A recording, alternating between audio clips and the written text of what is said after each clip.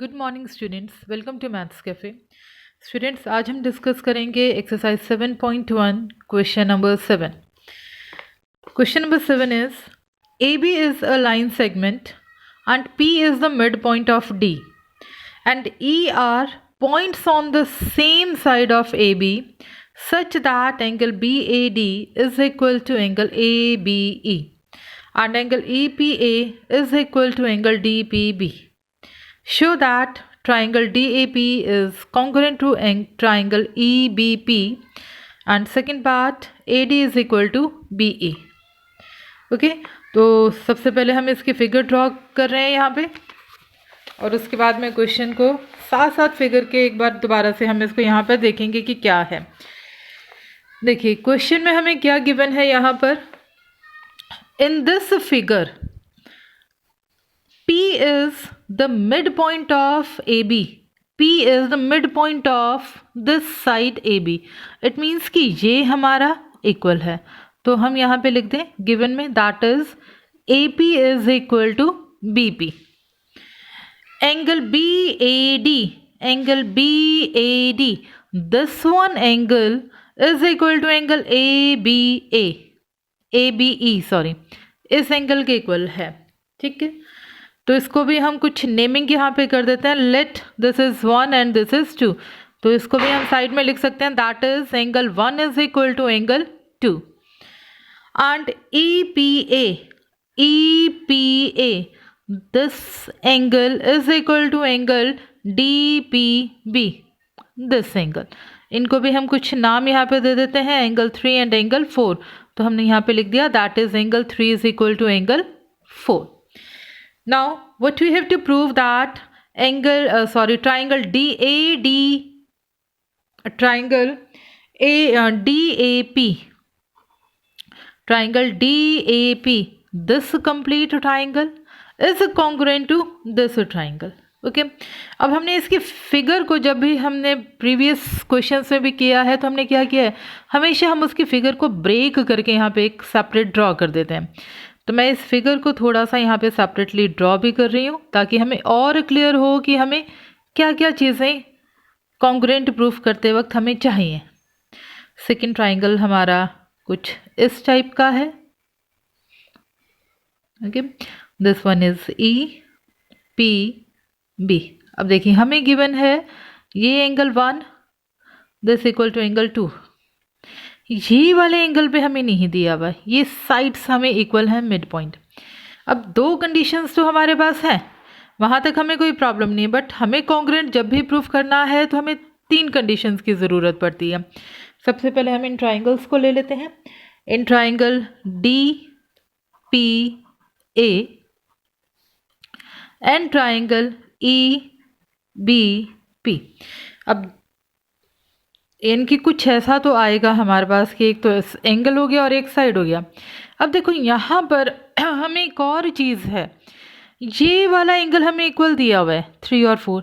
अगर हम इस वाले एंगल को दोनों जगह ऐड कर देते हैं तो ये कंप्लीट एंगल बन जाएगा हमारे पास, जो कि इस फिगर में आएगा ADP में।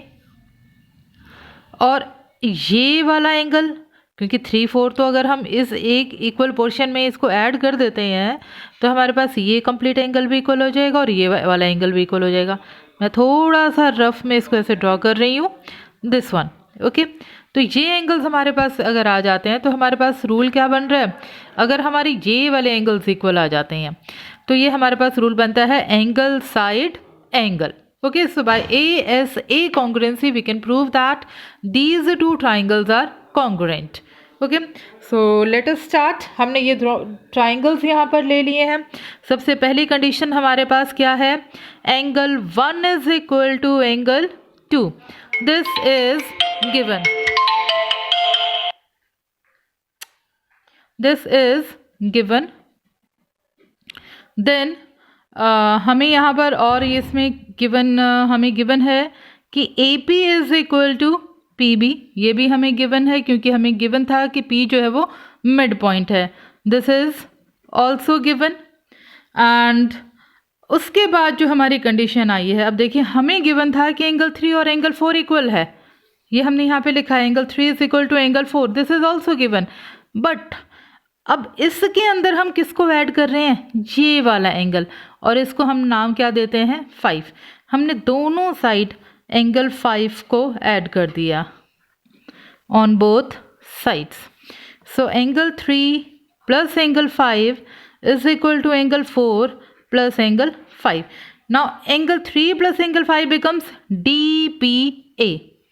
This implies angle DPA is equal to angle EPB. EPB. Okay, तो अब जो कंडीशंस हमारे पास हैं, angle, side angle, ASA. So by ASA congruency rule, ASA congruency rule, triangle DPA is congruent to triangle EBP. And if these two triangles are congruent, अगर ये पूरा इसको overlap कर देगा, इनकी इसको हमने उठा के यहाँ पे इसके ऊपर टर्न करके हमें रखेंगे, तो क्या होगा हमारे पास, this side AD is equal to BE. So therefore AD is equal to EB, and this is by CPCT. So hence proved. Now this question is complete. Now come to the last question of this exercise. Next is the question number 8. What the statement is given here? हमें क्या statement given है question में?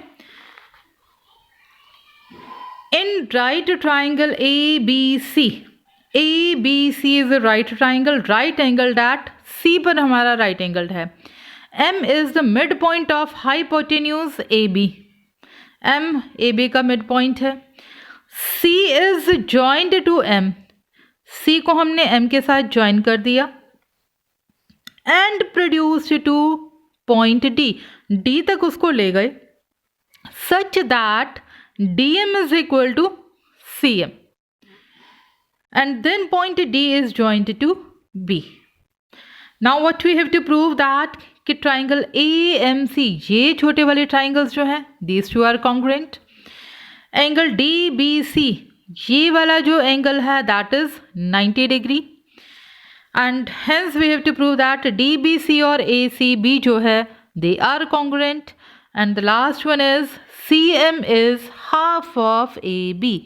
CM को AB का half prove करना, it means कि what we have to prove that CM हमें पता है कि CM is half of DC, क्योंकि हमें given है यहाँ पे DM और CM equal है, तो यहीं से हमें ये पॉइंट क्लियर होता है कि CM is half of DC. It means कि जब हम ये दो ट्राइंगल्स को कॉन्ग्रेंट प्रूव करेंगे तो हमारी AB और DC इक्वल आ जाएगी यहाँ पे. So let us start. Given I have already written here. Okay, now what to prove is, to prove हमारे पास इसमें भी हम एक पॉइंट मेंशन कर सकते हैं. M is the mid point of AB, ये उसने हमें बताया है हाइपोटेन्यूज का. It means that is AM is equal to BM. CM को आगे तक प्रोड्यूस कर दिया. इट मीन्स कि ये हमारे इक्वल है और ये भी इक्वल है.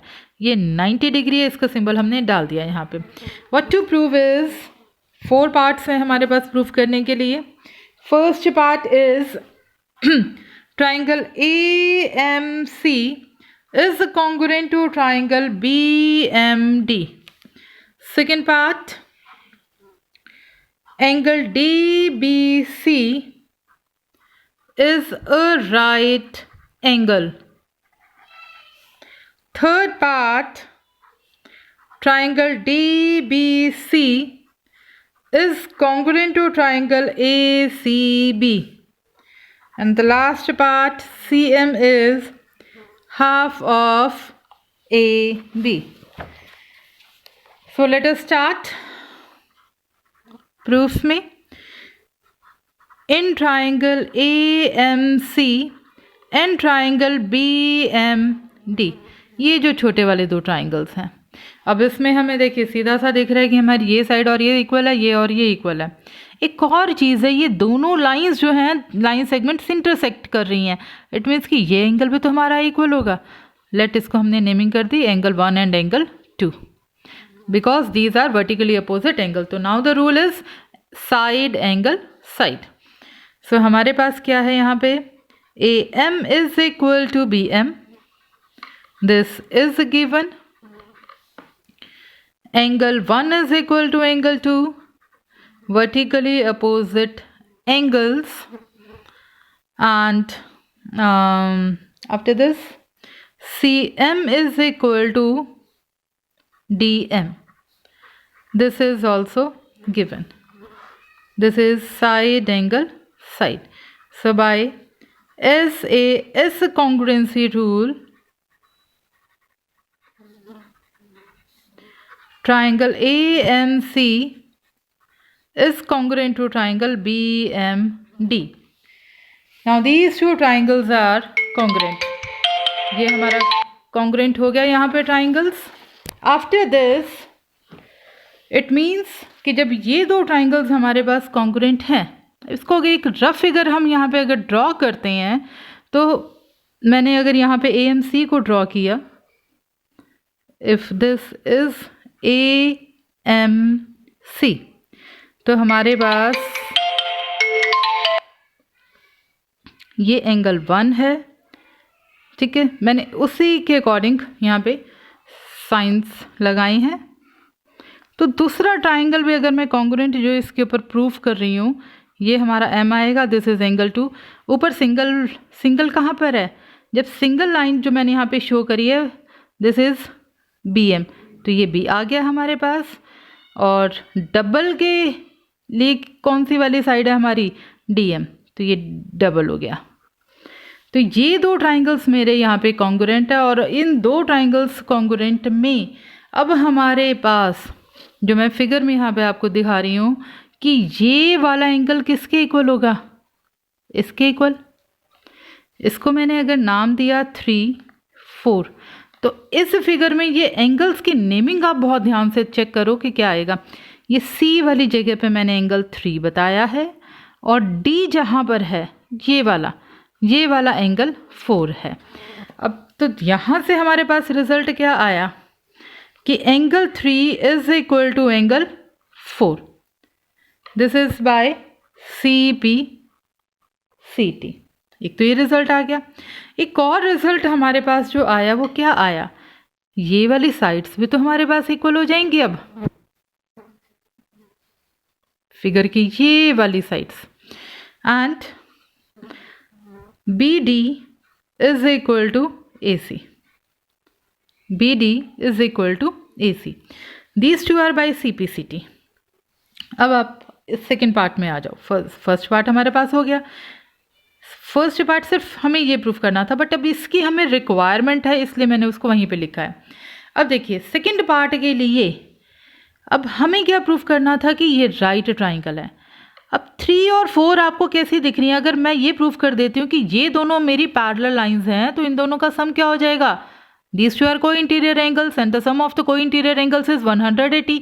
ये 90 है तो ये भी 90 आ जाएगा, तो इन्हें पैरेलल प्रूफ करना पड़ेगा। पैरेलल के लिए अब देखो रिजल्ट हमारे पास है, एंगल 3 और एंगल 4 हमारे पास इक्वल हैं, बट ये एंगल्स कैसे हैं, एक लाइन के अपोजिट साइड पर है। इट मीन्स कि ये कैसे हैं, ऑल्टरनेट इंटीरियर एंगल्स। अब हमारे पास क्या है, since angle 3 is equal to angle 4, ये हमने ऊपर प्रूफ कर दिया है already, proved above. Since they form alternate interior angles, this implies BD is parallel to AC। ये दोनों ए पैरेलल हो गई, और BC क्या बन गई हमारी, transversal. BC is transversal. Okay, अब अगर ये ट्रांसवर्सल है, it means angle DBC plus angle ACB is 180 degree. The reason is co-interior angles. अब DBC हमें नहीं पता, वो हमें निकालना है। ACB हमें पता है, एंगल C 90 डिग्री गिवन है, तो इसका मतलब क्या आ गया, जब उसको हम उधर ले जाएंगे एंगल DBC इज 90 डिग्री। हो गया हमारा सेकेंड पार्ट भी कंप्लीट हो गया। Now come to third part. D B C और ए सी बी को हमें कॉन्ग्रुएंट प्रूफ करना है। अब देखिए इसको कॉन्ग्रुएंट प्रूफ करने के लिए हमारे पास क्या होगा, अब हमें फिगर की ज़रूरत पड़ेगी बार बार, तो मैं इस पेज को पूरा टर्न नहीं करूँगी। Now third part is in triangle D B C and triangle A C B. अब इन दो ट्रायंगल्स के बीच में हमारे पास क्या है, ये देखिए यहाँ पे फिगर में। अब क्या है हमारे पास इन दो के बीच में, the figure is visible to you, इसको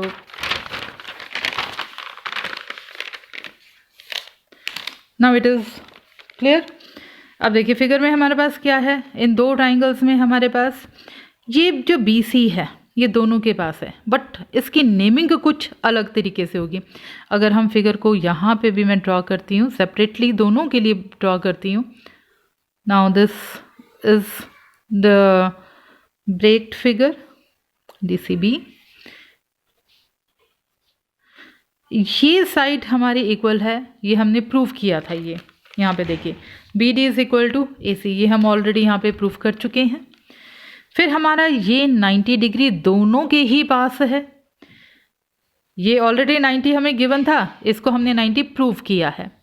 और ये जो BC है और ये BC दोनों के पास है, कॉमन है।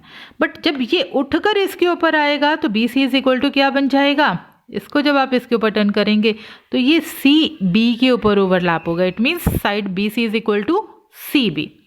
ओके, सो अब यहाँ पे हम लिखते हैं इसको, हमारे पास क्या क्या चीज़ें हैं इसमें हमारी। Now in these two angle, सबसे पहले हमारे पास BD is equal to AC, sorry इसको हम बेटर लिखें CA। अगर मैंने BD लिखा है तो ये CA है हमारी। This is already proved. This angle DBC is equal to ACB, each 90 degree, and BC is equal to CB. This is common. Okay, so by, अब रूल हमारे पास क्या बनता है, side angle side by SAS congruency rule,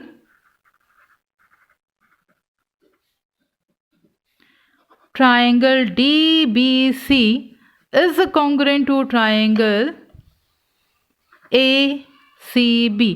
otherwise हम इस angle को भी यूज कर सकते थे, ये वाला भी हमारे पास इसमें इक्वल आ रहा है, हम वो वाला रूल भी यहाँ पर अप्लाई कर सकते हैं। अदरवाइज इसको भी हम यहाँ पे यूज़ कर सकते हैं। ओके, तो now these two triangles are congruent, दोनों ट्राइंगल्स हमारे पास कॉन्ग्रुएंट आ गए हैं। अब नाउ द जो लास्ट पार्ट अब हमारे पास इसका आता है फोर्थ पार्ट पे हमारे यहाँ। Fourth part is what we have to prove. अब अगर ये दोनों ट्राइंगल्स कॉन्ग्रुएंट हैं तो DC और AB क्या हो गई, इक्वल हो गई। हम यहाँ पे लिख सकते हैं therefore DC is equal to AB by CP/CT। और हमें क्या गिवन है यहाँ पे, सिंस, जो हमने इसी फिगर पे, आप मेन फिगर पर आ जाएं, since DM is equal to CM, ये हमें गिवन है यहाँ पे, CM is equal to DM, this is given. तो क्या हम इसको यहाँ पर ये नहीं लिख सकते कि हमारी जो CM है या फिर ये जो और वी कैन राइट जो हमारी DC आ रही है,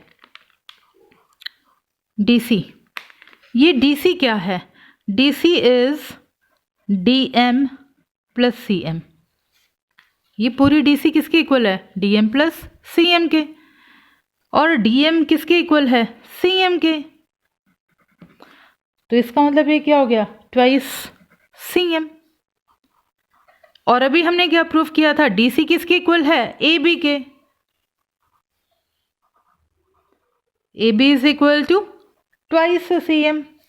दिस एम्प्लाइज, जब इसको इधर लेकर आएंगे half of AB is CM। यही हमें प्रूव करना था, hence proved. Okay, now with this question, this exercise is also complete. Thank you and have a nice day.